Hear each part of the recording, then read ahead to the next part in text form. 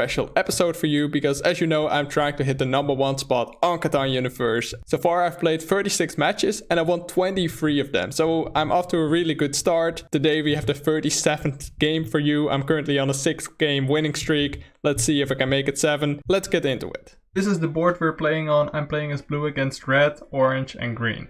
And I can choose between a number of very high producing spots. The highest producing spot on the board is the 659, but there are also a lot of other good spots like the 8510, the 694, the other 8510 and the 843. I really value production in Catan because it gives me the odds to roll more of my numbers, and when my numbers roll I gain cards. When I have cards I can do something, when I don't have cards I cannot do something. So you would say 659 is the highest producing spot on this board and therefore it should be the first pick, right? Well, it's definitely a good spot, but there are multiple of those and I put extra value on ore and wheat spots during the game of Settlers of Catan because they help me with building cities and development cards, some of the strongest plays in the game. So for me the decision was mainly between the 659, the 8510 at the left and the 694 at the bottom. One of the main questions for the 659 is, can I get a good wheat spot on my way back? And I think the answer is no. So now the choice is between the 8510 and the 694. I went with the 8510 because I really like the sheep port, and if I point my road towards the sheep port it gives me 2 potential settlement spots.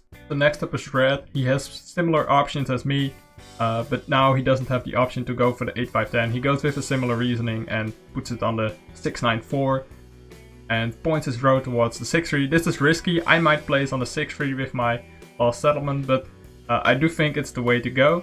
So next up is orange, and this is indeed going with the 659, highest producing spot on the board.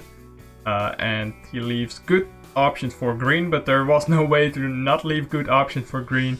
So the best spot on the board is, so this 843. He could go with the 854 or the 8510. He decides to go with the 8510, which is nice with the brick board at the top. Definitely a good pick. So now orange could go 843, but then he doesn't have wheat. So he likely wants to get a good wheat spot with this strong ore and strong sheep spot. And I feel like the 10, 9, 11 is a good way to go, but you could also get away with a little less wheat and then use the 3-for-1 port on the 9-12 to make up for it, and that is what he decides to do. This way he also blocks out a lot of valuable spots for his opponents. Red decides to go with the 843 in an instant. I think this is a reasonable spot because now he has all 5 resources, doesn't need to trade a lot, but we will see how that works out. And I also think the 843 would have been very big for me. Now there is still the 6-3-11 for me. This is the highest producing spot on the board alongside with the 5-4-11. I feel like both spots work really well. I went with the 5-4-11 because wheat and sheep are important on this map as well as brick. And I didn't really necessarily want extra ore on top of the 5 points of ore production I already had. First roll is a 7 and I put it on the 8 brick and steal from red. So I just want to block a spot that blocks multiple players that are opposing me. 6 rolls, so there's ore in the game, and also the 11 roll. So this is a great start for orange as he buys the development card. So now we have a 5, so I already have 7 cards in my hand, but nothing really to do yet. Green builds the road towards the brick port. The brick port is interesting because he has a lot of brick. I'm trying to get a wood. I'm even offering 2 cards, so no takers. And now I'm trying to get the ore, offering just 1 brick. Let's see, nobody is buying it. Trying 2 bricks, and I take it with red and I buy a development card. And wow, that's a monopoly. That's the strongest development card in the game. So obviously very happy with that. And we rolled an 8. I could buy another development card if needed, but first the 11 rolls I roll. So let's see what I can do here.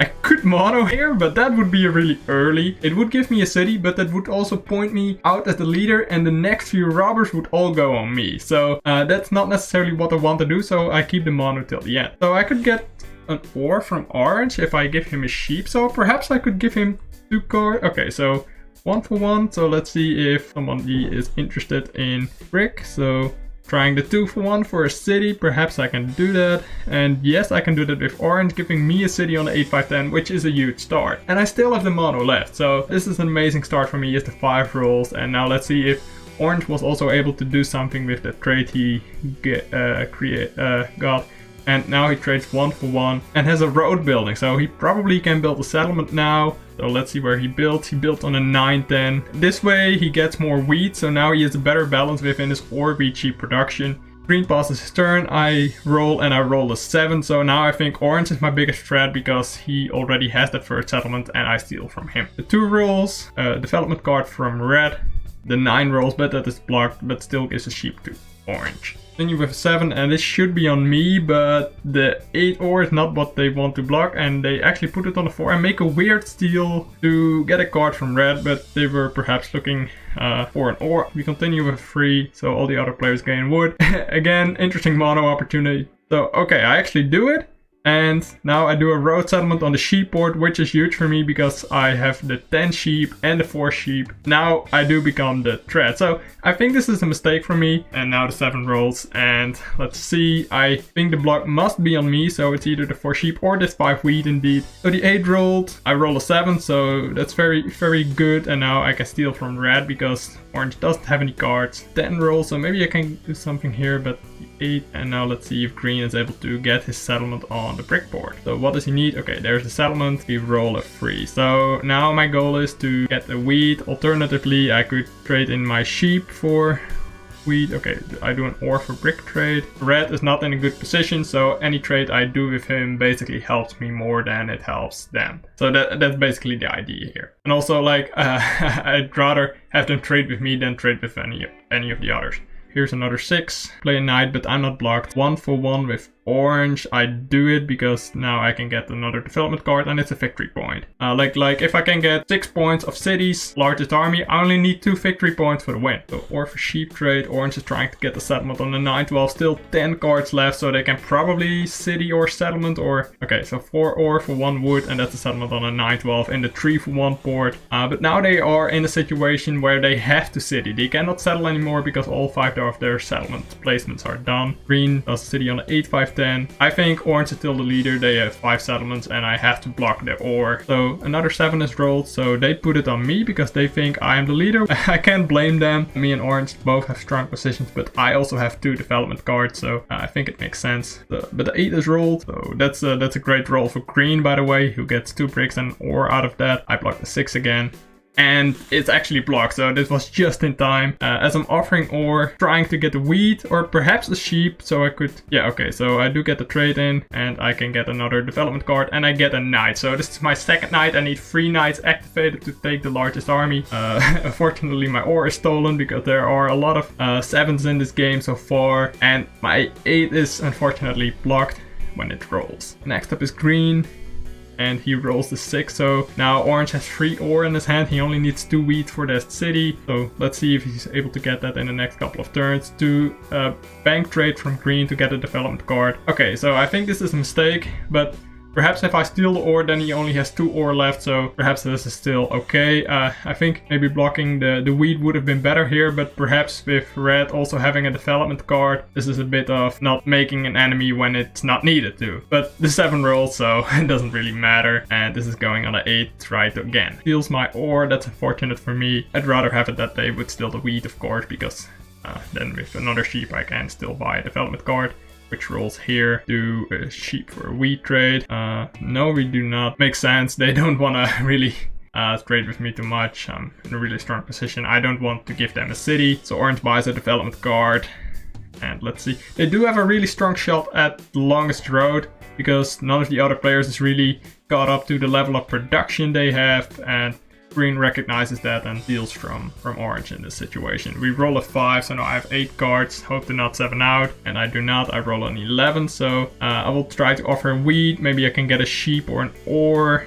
I will also offer a brick, because then I can get another development card, either by trade away or by 2-for-1ing my sheep for an ore. Very expensive trade, and I can do it with orange, so that's interesting. Yeah, so they want to get closer to that city. I want to get a development card. I feel like this helps me enough to justify bringing them closer to a city. So the steal is on me, which makes sense by red, and now orange doesn't have a knight, but rolls a 12, which is a big roll for them, so another development card, so brings them farther away from the city. They build 2 roads, don't connect yet for the longest road, but they are very close to it. Hanging roads generally are a bit of a risk because someone like myself, if I build 2 roads, I intercept the longest road. I don't have a road building, so yeah, most likely won't happen, but it's a bit of a risk Orange takes here. He rolled a 7, so this is an interesting decision. Do you think Orange is now the leader or myself? He thinks Orange is, and he blocks the 10 sheep. Do I play the knight here? I do not, and that's interesting. And this probably has to do with the fact that I don't want to